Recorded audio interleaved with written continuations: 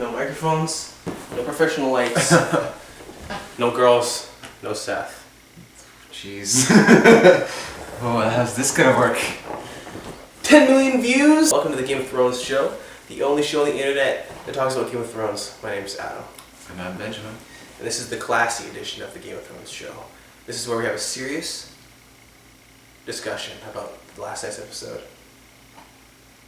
So spoilers if you haven't seen it already. Alright, what's your first impressions, Ben? That was my first impression right there. Those were my thoughts on that episode. Yeah, I mean... Whoa. I feel like lots. Lots. My list of characters that were in it, a lot shorter than last week. I had to like scroll through this phone and look at all the characters. Now it's just like 5 lines. Kept it simple. Longer episode this week. It was like 75-ish minute. But yeah. Yeah? I would say it was a bit of a slow start. It was a slow burner for me. I don't think it was a bad thing, but like for the first, a little over half of it was like kind of just a slow burn, kind of like a building tension. A logarithmic curve, you might say, or okay. an asymptotic curve, you might say. I don't really remember which one's which, but you know. Man. Let's start with some isolated stuff, maybe like just the stuff that happened in Winterfell. So Arya and Sansa and Baelish and Brienne, that kind of whole thing that's going on there. Yeah. Oof. There's so many ways that all of that can go. Yeah, I can't tell who's getting played right now. Yeah. You know? Like Peter's definitely got, I think, the upper mental hand. Like he's definitely playing politically stronger because I don't think he's accounted for Arya's faceless thing yet. True, until Sansa tells him. Yeah, that's also true.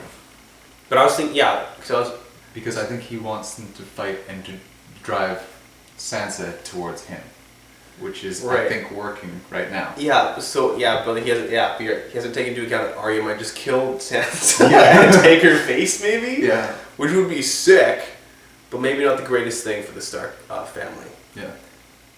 But we kind of we discussed the past couple of weeks whenever Arya found the letter, it just it was obviously planted by Peter, and we were like, oh, that could probably easily be resolved by if they just had a regular discussion, and not just yell at each other, which I feel like happened, but I think Sansa did explain herself sufficiently to the point where I'd be like, okay, that makes sense, but I think Arya's viewpoint is just the fact that I think Arya knows that she didn't write that truthfully. I think she knows that she was forced to do it, but her viewpoint's more you shouldn't have done it anyways, even if they were threatening you or whatever, right? Because that ultimately led to the downfall of their house. Yeah, no, it was that moment where I finally realized why I like Sansa so much in this past season, because it's been bugging me too. It's been bugging me as much as it's been bugging everybody else. But I realized it's because Sansa, out of all the things that are happening to the Starks and in the North, Daenerys and all that, she's the one that isn't experiencing any kind of magic. She doesn't have Arya's abilities, Jon Snow's dragon glass, seeing the White Walkers, any of it. She's just living her life the closest to just a regular human being. Okay. Arya's getting mad at her, I wouldn't have done it, and sure. Maybe Arya's tougher. She went through all of that stuff. She came out some sort of ninja assassin or whatever she is, right? But Sansa's actions, while often quite annoying, they have always made sense to me. They make sense on just a very human level. Yeah. And it's just she seems to Arya, she seems, I guess, less weaker. Yeah. Because Arya and the people that surround her and stuff, and a lot of these characters in Game of Thrones would maybe have the superhuman willpower to endure things, or to or the abilities to defend themselves in certain situations, right? But Sansa, even she told Arya, you might not have survived the things I've endured, which possibly because Sansa has kind of gone through some pretty rough times. If it had been Arya in those situations, maybe it would have gone a lot differently. I think Arya would have straight up been killed probably. Yeah, Arya would have died a long time ago if she'd gone through Sansa's thing, or she would have just killed, or she would have just killed whoever like was doing it to her and escaped somewhere, right? Yeah. It just would have gone differently. Yeah, I figured like exactly she would try to kill the person, and it would have depended on whether or not she was successful, whether she made it like further on. Like that would have been where she died or like she escaped. Arya wouldn't have like endured. She would either just made the choice to just make the break to either kill and escape or just die. Yeah. Sansa kind of just, with her inability to actually act, she's learned to just endure. Yeah. What do you think about this whole Peter Baelish mentioned something about Brienne like being obligated to protect one of the sisters? Yeah. What do you think that was about? Because I think that the letter that Sansa received is like fake. Like she like made it up. I don't know why, because it's confusing. Like why did she send Brienne away? Yeah. Is that because like she's plotting to kill Arya now, or what? Yeah, like the disconnect there. Like what I thought Peter was saying there was like, because he's trying to push them apart. Like he was trying to establish that Arya could be a threat. It's like, well, if Arya's a threat, Brienne's obligated to protect like the non-aggressor, right? That's what I thought his point was. Yeah, so like you could use Brienne to like contain Arya in some way. Which made sense to me, but like I don't know how the letter and sending Brienne away fit into that, or if it even was a part of Littlefinger's plan. Like it works out for him in a way it's like getting Brienne out, kind of like more isolating Sansa. Why would Sansa? Because I can understand. Do you know who sent the letter? Well, it's just supposed to. It's from King's Landing. Okay. So summoning her to, I'm guessing these negotiations that are taking place or whatever, right? Okay. But I just feel like I can understand maybe like Baelish's motivations in getting Brienne out of Winterfell, so that the sisters can just like fight it out and like see who kind of emerges. But I don't understand why Sansa would agree with that. Like, what's her thought process? If she did fake the letter and send Brienne away because of Baelish, like what was her motivations for like sending her away and stuff, you know? Yeah. Oh, I see kind of what you're saying. Yeah.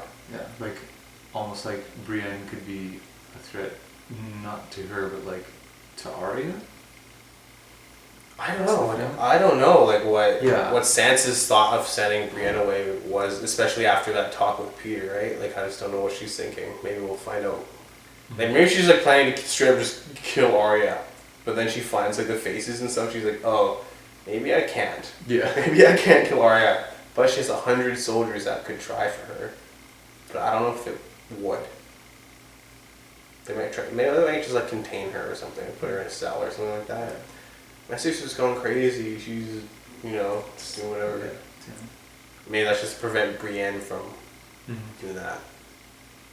But in their first interaction, like Sansa and Arya, like when their discussion, I was like, okay, like they both got their point across. In the final confrontation, like in Arya's bedroom when Sansa's gonna stick around, Arya plays like the game of faces with her, and like made it seem like she's just gonna skin Sansa and like take her face, which would be so gnarly. Yeah, there was like no like. It didn't feel like they were sisters at all in that scene. Like there was no like making the threat and then just like, oh yeah, I'm your sister, remember? Don't mess this up.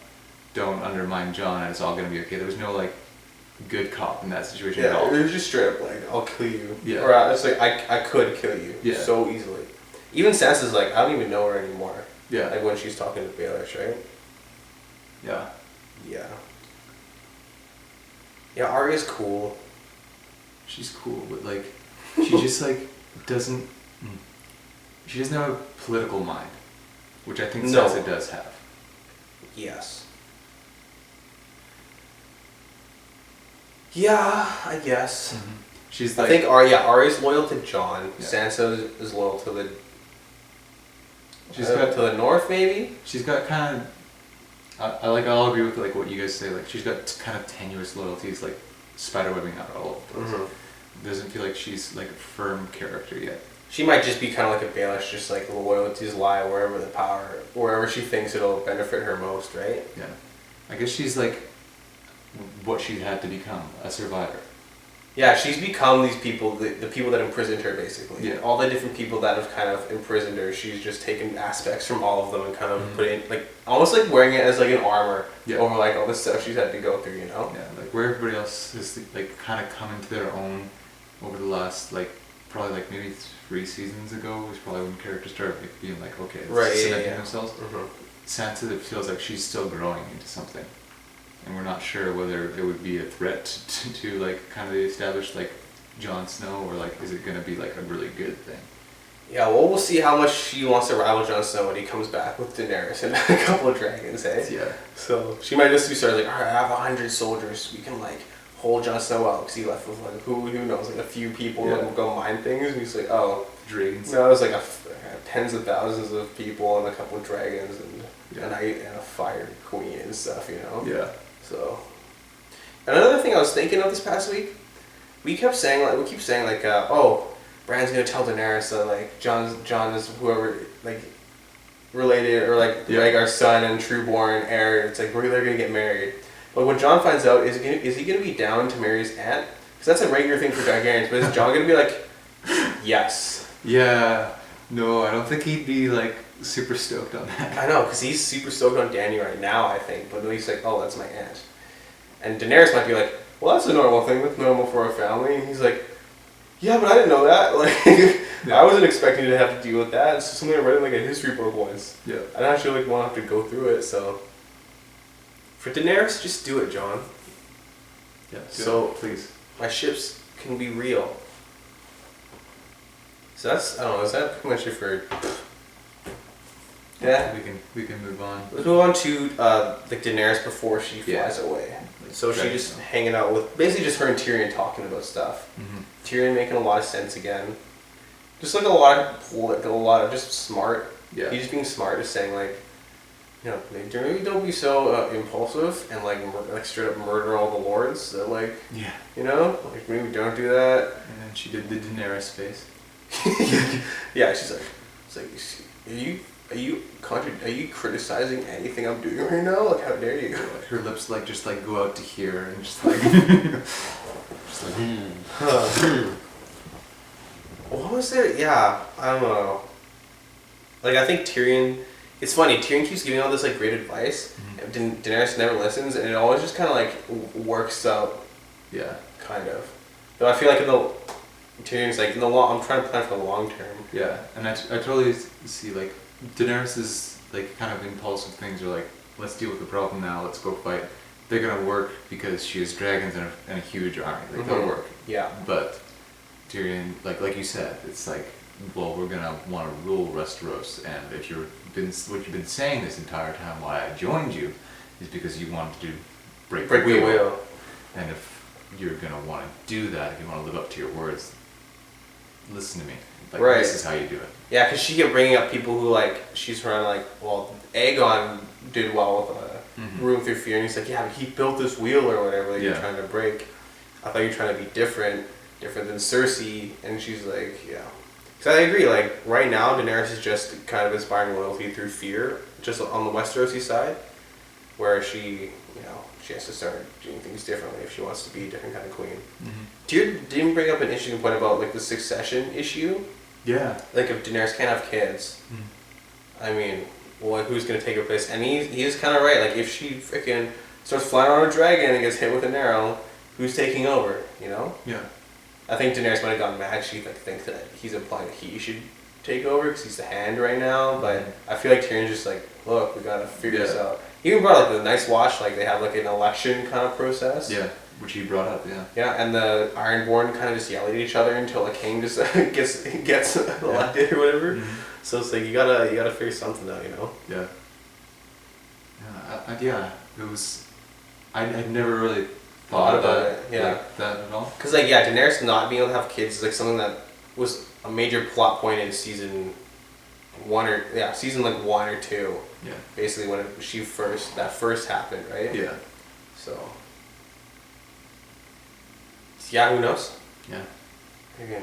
It'll shape that how it shapes now. All right, let's start. I think this episode's called North of the Wall. Let's talk about all the stuff that happens north of the wall. I was so happy with everything that happened north of the wall. Yeah? Okay, cool. Like, oh man, just the interaction of like all those like disparate plot lines coming together, characters that are just like solitarily like I like them, they're cool, talking to each other and like kind of like bouncing off. Yeah, maybe a little bit butting heads, but at the same time just like Right, yeah, like Gendry confronting like the Thoros and Beric, and then like just even the Hound and Tormund, just like I loved that. That was sweet. That was like my favorite one. I don't like gingers. I was like, made my day. Oh, the Hound is the best. It's so funny. And then we had Jon offering Jorah back his sword, right? And Jorah, like, you know, do the thing. It's like, my father gave it to you, like it's yours. So serve you well in the war and stuff. Yeah. Also noticed Jorah's like dual-wielding obsidian daggers, which is kind of cool. Yeah. Right? It took me like a second when I saw him draw them. I was like, why does he have stupid little daggers? Oh, right, obsidian. Right, yeah. But yeah, like I liked all the first little bit of they're just like always just them walking. Yeah. And one of them would pause and they just like talk for a bit as everybody walks by, and it just like cut back to Daenerys, and they just like do that for like the first half of the episode. They kind of like, just talk about stuff. And I was like, totally. That was fun. It was everything that happened there. All like, finally like some character like interactions and development between people who like haven't really met before, right? Yeah. Because you say all the storylines kind of are starting to finally meld together. Yeah, which is nice. Mm-hmm. So yeah, their plan of just kind of walking out beyond the wall and like hoping to find the undead army. Like when they finally found it, it's like there's a bunch of them like, oh, now what? Like there's so many. Like, there's just like I was like sneak into their camp at night, just like zoop, like grab them, like put a bag over it, and like haul away. Mm-hmm. Like what are they gonna do? And also like the Hound would be like, that's the mountain they're still on the fire. This hasn't like been explained yet at all. Like why did the Hound see anything in the fire? Yeah, I think like all the kind of stuff with the Lord of the Light is purposely never going to be explained. Yeah. Though it is cool every time like Thoros is like. Yeah, like that scene the first that both of them were just like two swords. Oh yeah, like, I said last week I wanted to see Thoros fight with a flaming sword, and he did for like a bit, and then he got eaten by a bear. It was good. I know he's like one of the people I was like, I don't really care if they die, but.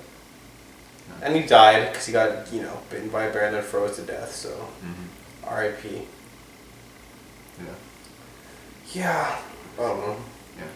I had something in my head that I was wanting to say, but I forgot it. About walking.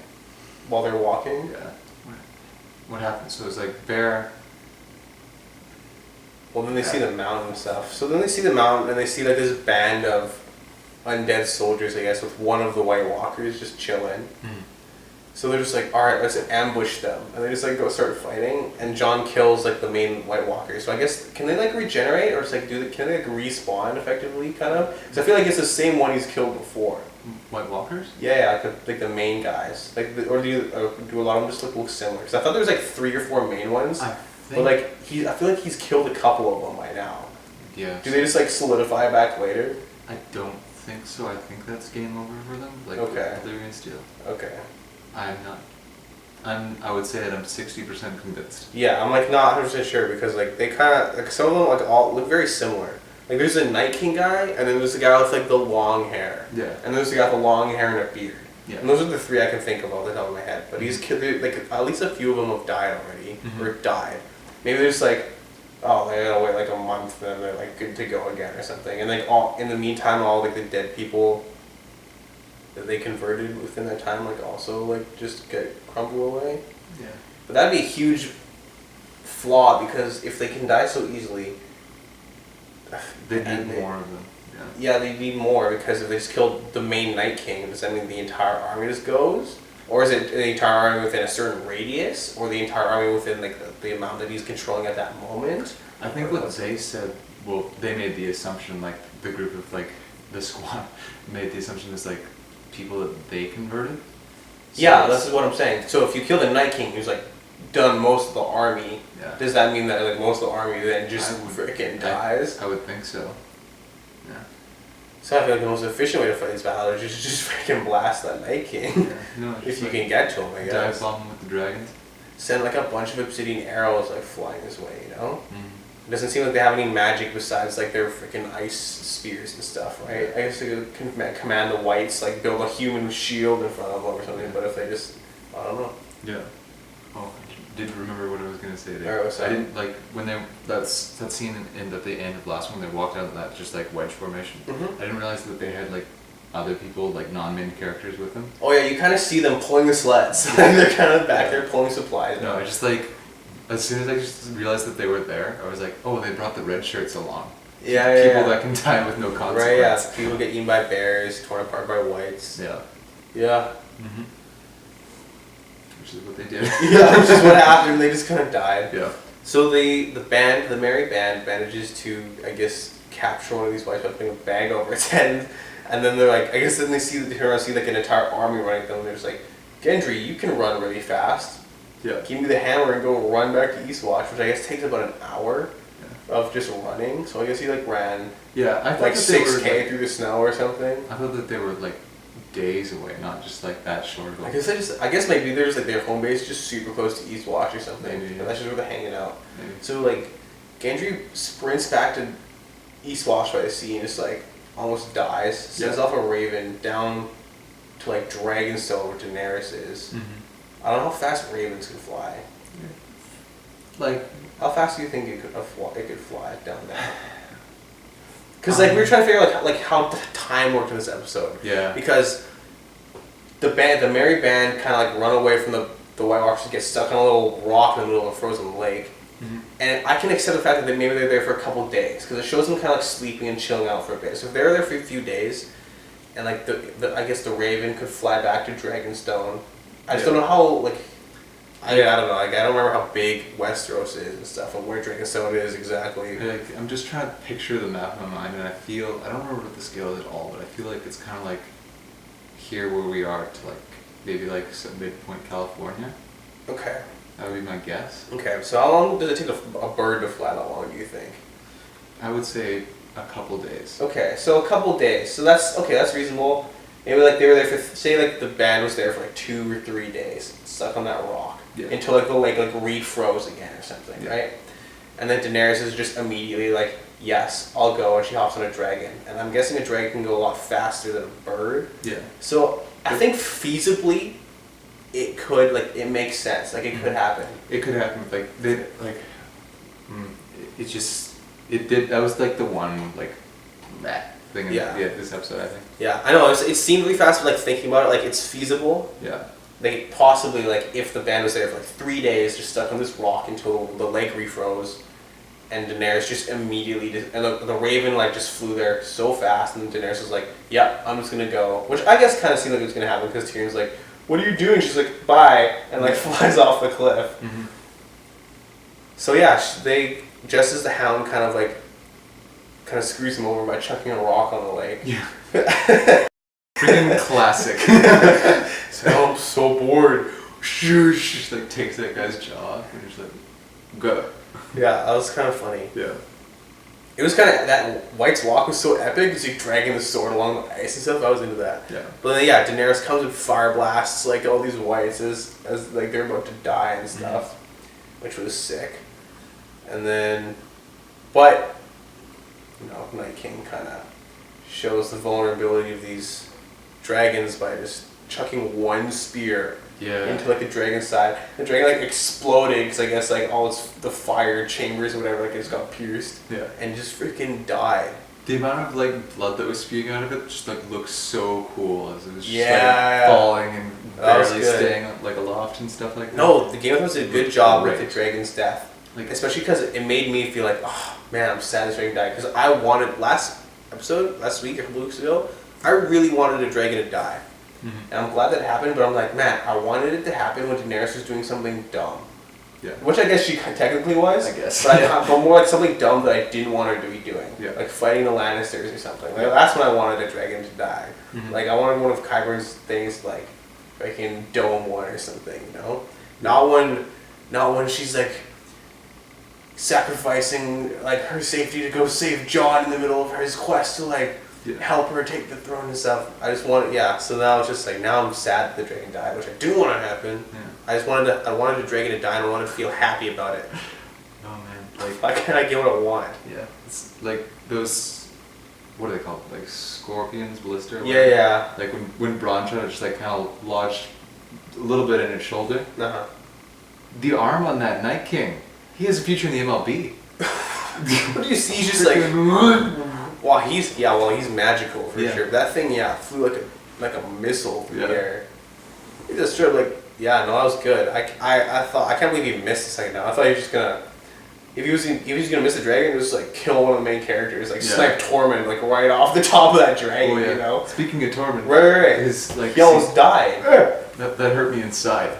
Yeah, I was finally like, Game of Thrones got some teeth back. They're gonna kill Tormund. I was like, no, but him and Brienne have to end up together. Yeah. You know, especially talking about her to the Hound. Yeah. Which is pretty funny. Yeah. Got a beauty waiting back for me in Winterfell. Blonde hair, blue eyes, tall as you. And I was like, what? She want to kill you? Yeah. You know her. Yeah. That's so awesome. But yeah, Tormund it was so brutal because he's like getting piled on by these den, getting dragged down to the ice. Yeah. But Clegane saves him. The Hound saves him. Yeah. It's like, he's only just explained to him the word dick, so like he's got so much more to pass on. That was kind of interesting about that though, because I'm sure you probably picked this up, but when Thoros died, because the Hound was kind of like, there's a flaming bear in front of him, he's kind of like, he didn't attack it, so Thoros kind of ran past him and then ended up getting eaten. Yeah. And then the Hound had an opportunity to like save him, but he didn't because the bear was on fire. Yeah. So I feel like the Hound might have felt like a bit bad. Then he kind of sees another opportunity to save somebody. So he goes out of the way to like save Tormund and stuff. Yeah. But the whites weren't on fire, so that might have helped a lot. I think he made the wrong call saving the barbarian instead of the cleric. Like, you want that heals. Yeah, I mean, but it was at that point it was too late. Might as well save him. But yeah, you want those heals. Yeah. I mean, he's well playing his character pretty hard. Climbing the dragon, and Jon's like, "Wait up! I want to get up some more XP. I'm gonna fight like 20 more of these guys. I'm gonna stare down the Night King." And like watch as he is about to kill another dragon. Yeah. So he's like, Daenerys, leave! And then he like falls into the water with a bunch of whites, and she's like, alright, bye. Yeah. I think like that scene would have made more sense if he was further away from the dragon. Like it didn't feel like he had any reason to fight any longer. Like everyone was on the dragon, but he's just like, I'll just kill like 20 more of these. Like it made sense at the beginning, where he's like, I want to get on first, I'll get on the last, so everybody else can get safe first. But like everybody else was on, he's like, just kept on. Wait, 5 more though. Yeah. Like give me 2 more kills. Come on. Like that just like I don't know, even just like a different camera angle or something. Yeah, just make him far. Yeah, just make it seem like it was more like harder to get back. Have him be surrounded or something. Yeah. Like, even fighting his way back after being surrounded. Right. Yeah. Exactly. It would have been way better. Oh well, just whatever. So he falls in the water and then comes back out of the water after like fighting off a bunch of undead soldiers. Yeah. So he doesn't drown. No. So he like stumbles on the shore and then freaking Uncle Cold Hands Benjen comes combo breaking all these whites. He was funny. It was like you can see the distance like boom boom boom boom. Like, he had so many. It was sweet. It looked like the scythe from Darksiders 2 when you're on the horse. Oh yeah. Yeah, and then but he didn't come with. I was thinking that like the original white that they captured was going to escape, and then Ben just be like, oh, I can just go to King's Landing as proof because I'm technically kind of undead too, you know? Yeah. I honestly completely forgot about Ben in this season. Oh yeah. Yeah, he kind of just shows up once in a while. Because I guess Jon hasn't even seen him since like season 1. Yeah, it's like Bran that saw him, right? Yeah. So then Jon makes it back to East Watch and wakes up to see Daenerys sitting watch over his sick bed. It was lucky that the doctor left his blanket seductively just like down there. Yeah. With all his chiseled chest. Yeah, chiseled chest and just battle scars and stuff. I wonder if she'll comment on like the big scar right over his heart where he's like, that was just tough. He just making stuff up. Yeah. I didn't get stabbed in the heart. What are you talking about? It just looks so gnarly. I wonder if she'll bring it up at one point. So they have just like this moment. So obviously Daenerys and Jon are falling in love. That's like what's going on here. He like holds her hand. It's like, I'm sorry that your dragon died. And she's like, or he's like, I wish we'd never gone. She's like, I'm not. Yeah. It's like I had to see with my own eyes. I will. And she says that she'll fight with him. Jon, you didn't have to bend the knee Oh. You got it, dude! God! I mean, I realize that he's probably doing it as a gesture of his faith in her, and especially since she just saved all their butts and stuff. And there's a mosquito right there. I'm gonna see if I can get this guy. Okay. Kill cam. 420 plays it. No. We'll try again later. But still, come on, John. Like, you didn't have to. Like, I guess it makes sense, but I just thought that he wouldn't do it because setting up like their equality as far as like marriage and him being the true heir goes, it'd be kind of weird if he bent the knee first. Yeah. And then they're gonna have to be like, oh, but he's the true heir, but he's sworn fealty to her as a queen. Maybe that would just force them to get married or something. But even then, he'll be a subservient king. I don't know how that all works, but I feel like he didn't need to do that. I feel like it seemed like mostly he just played out as like a gesture of goodwill and faith. Yeah. But I feel like it just hinders the plot. Maybe almost. Yeah. Or I think he felt responsible for the death dragon. of the dragon. Yeah. In Jon Snow's defense, he hasn't made a public gesture yet. He just like hopefully maybe it's just like private bending of the knee. Yeah. And he's like, look, I can't do it in front of. Maybe that's what he can do. He'd be like, look, I can't do it publicly in front of like all my wildling buds and whatever. But as far as you and I are concerned, I will do my best to help you and serve you and treat you like my queen and stuff like that. Maybe that can be the arrangement they follow. I hope that's the case because freaking they just have to get married at one point. I don't care, John, what you think about marrying your aunt. Yeah. It's gotta happen. Or Daenerys, what you think about marrying short guys? Nothing wrong with short guys. It's so funny. She's like, came out of nowhere. He's too little for me. Sheesh. But yeah, speaking of wildlings, it reminded me of like a comment that Tormund made to Jon, and just like, about like Mance Rayder was a proud man, and like how many of his people died because of his pride. I think that was definitely like Jon Snow. That probably got Jon Snow thinking. Yeah, because didn't they had a whole thing like a few seasons ago with. There he is.